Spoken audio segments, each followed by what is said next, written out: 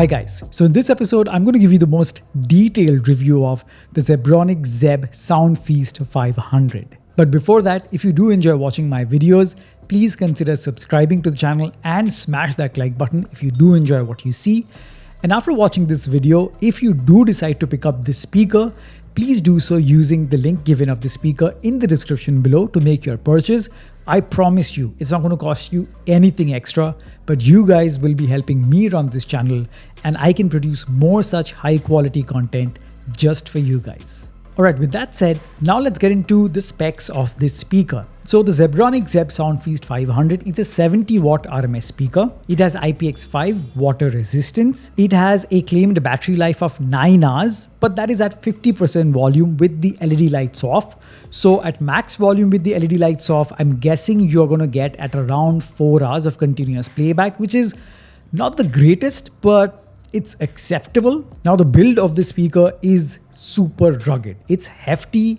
It's got a lot of weight to it. It weighs at around 2.6 kilograms, which is quite hefty.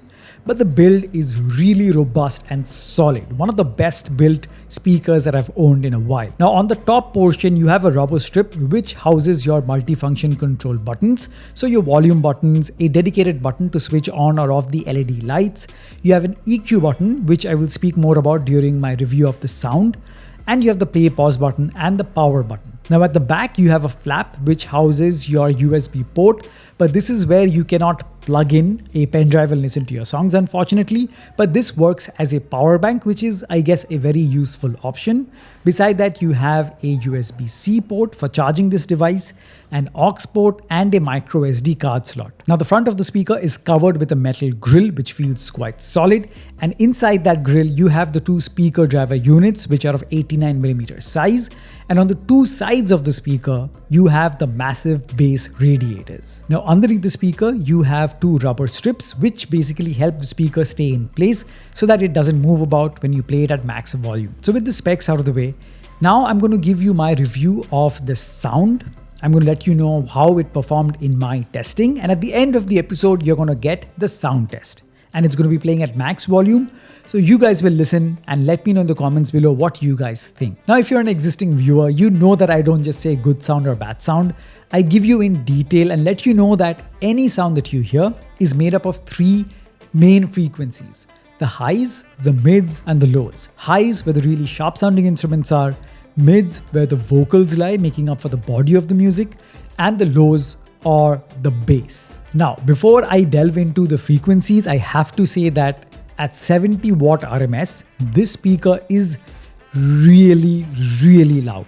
It's probably one of the loudest speakers I've heard, and it also supports true wireless stereo, so you can buy two of these speakers and pair them together, and that's going to give you 140 watts of output, and that's going to be pretty crazy. So in terms of loudness, this speaker has got you covered. Okay, so now let's talk about the high frequencies. Now, this speaker produces very sharp highs, very audible highs, and it's separate from the mids and the lows.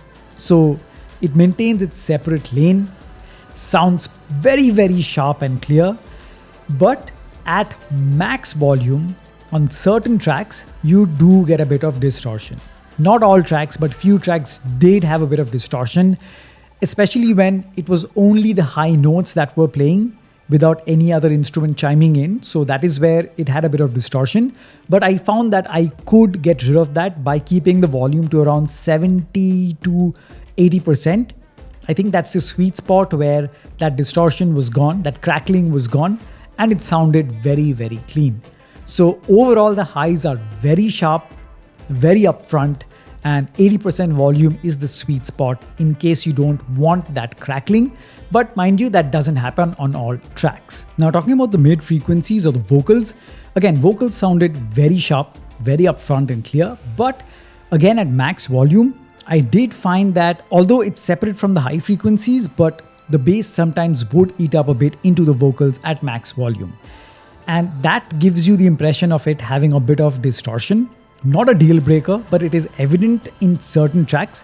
Again, keeping the volume to 70 to 80% in that range will get rid of that distortion, and it sounds clean and it sounds very, very natural, no over sharpening happening, so sounds very pleasing as well. Now talking about the low end or the bass, now this is where it absolutely blew my mind because the bass is amazing.